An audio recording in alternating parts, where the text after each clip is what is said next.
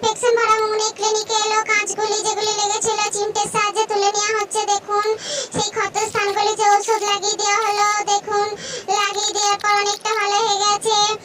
অনেকটা ভালো হয়ে যাওয়ার পর মাথায় শ্যাম্পু লাগিয়ে দেওয়া হচ্ছে। শ্যাম্পু লাগিয়ে দেওয়ার সময় অবশ্যই আপনারা সাবস্ক্রাইব এবং লাইক করবেন।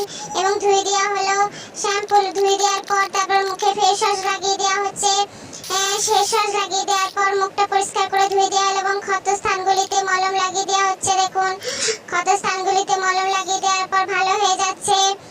অনেকটা ভালো হয়ে যাওয়ার পর মুখটা মেকআপ লাগিয়ে দেওয়া হলো।